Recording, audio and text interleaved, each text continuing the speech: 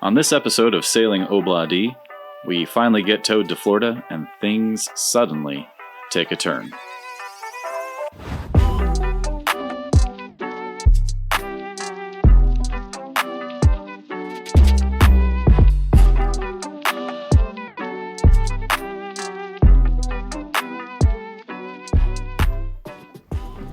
Okay, so last time we were in the Bahamas. Some drama unfolded and we had to move the boat to the United States. But somehow we managed to lose all the footage from this adventure, and all I have left are Instagram. But here's a nice screenshot to just carry us along. See that barge over there? Yeah. So like, somewhere over there, we can probably park it. I'd like to get you a little farther south, just because I think it'd be safer, because this will start to get ripping through here. In March, we managed to get a tow out of Bahamas and over to West Palm Beach, Florida. The idea was to bring the boat down the ICW with our friend's bay liner tied to the side. This way we could navigate and get to our mooring ball. This is it. Underway. Roston at Valiant Marine Salvage towed us to West Palm. Keith Raymond down there is powering us with his bay liner. Sarah's navigating. Gus is panicking. Slow but steady.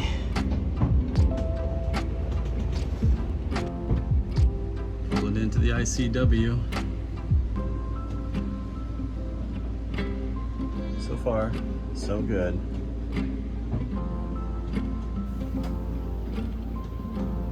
We navigated our way through the ICW and down to the mooring field.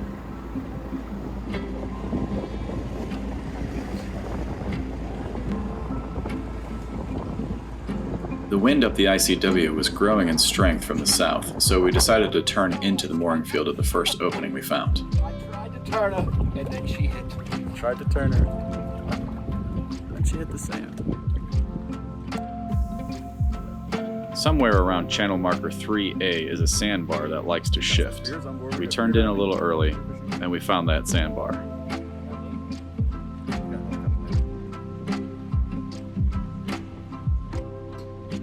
Since the tide was going down and the wind was on our side, I attached a halyard to an anchor and threw it over the side to keep the boat balanced.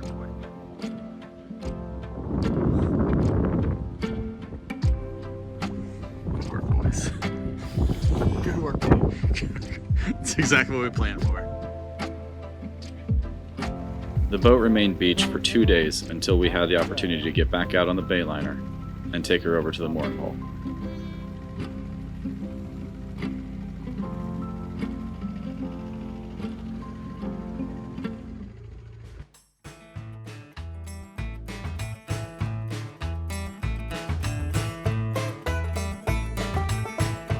Fast forward to June, and ObLaDi is still on her mooring ball in West Palm Beach. Sarah and I decide to drive down to make some repairs to the foredeck and replace a broken solar panel. Just obsessed with chickens. Look at this one. To get out to the boat, we'll need a dinghy.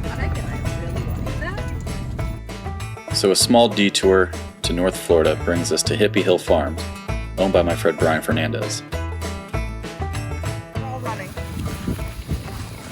Brian showed us around the property where he raises pigs and chickens and grows a variety of crops.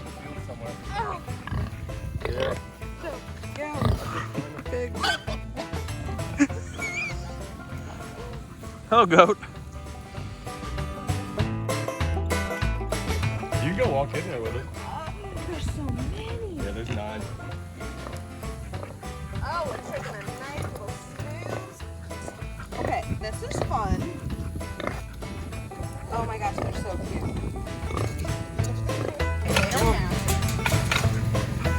Big boy.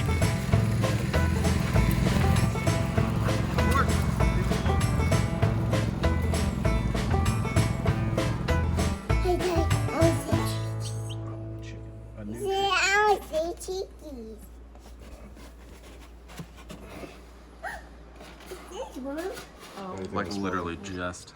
And you see this one coming out right here? Yeah, you don't need to like tend to them. No, they do their own thing. That one literally just popped out the shell, like right all the way downstairs. Still got the shit attached to it. Since he wasn't able to come help work on the boat, he was gracious enough to let us borrow his 14-foot pango to get to and from ObLaDi. We loaded our supplies and headed out to the mooring field to see ObLaDi for the first time in months.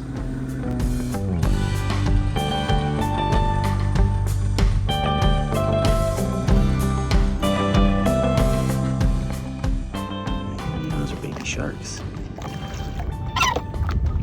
Oh my god. Actually, they're not sharks. What are they? They are, shit. I forget what they are. They're not sharks. Sure. Yeah. So we're down here on the boat now, and I came down to fiberglass the foredeck, at least get a layer or two over. But with the amount of damage that there is internally, I think the best solution right now is to build a temporary deck over it. I have some marine ply here that I've cut to fit. Also, many people do that one. Marine ply on sale today, $29.95. But I'm gonna cut it to fit, shingle over it, seal it down with some 5200, tarp it, call that quits until I have time to spend more than a day. This was supposed to be a 4-day weekend. It's turned into like 2.5, maybe 1.5. And hopefully stop water from just pouring in when the monsoons come, and they come every day.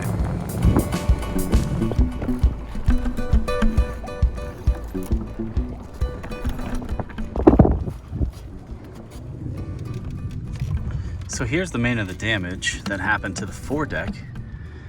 You can see the bowsprit lifted up. It delaminated this whole section of deck. It's not a massive repair, but it will take time. And the block that the Samson posts used to connect to is rotted out, so that will need to be replaced as well. So, more than a day's work. Oh. So we've templated out the front, we've cut our marine ply, and I just put down a bead of 5200 around the cracked area. Hopefully it's enough just to deter water going in during the rainy season. If it holds up well enough, I might just glass over it. But here we go.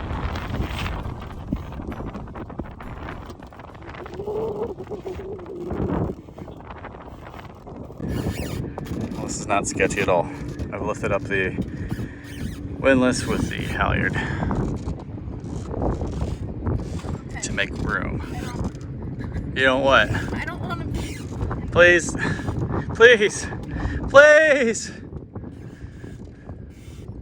Bum, bum, ba, la, dun, da, dun, da, dun, da, dun.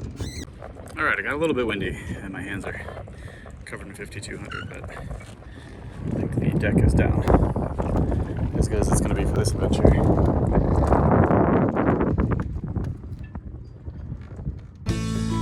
It was a short stay, but we managed to replace the broken foredecking with some temporary marine ply. Well, While we were at it, we replaced a broken solar panel and a faulty bilge pump switch. Our next adventure is to have her towed to our new home in Charleston, South Carolina, where we will haul out and begin major repairs. To help support the restoration of ObLaDi, do us a favor, subscribe to our channel and like the videos.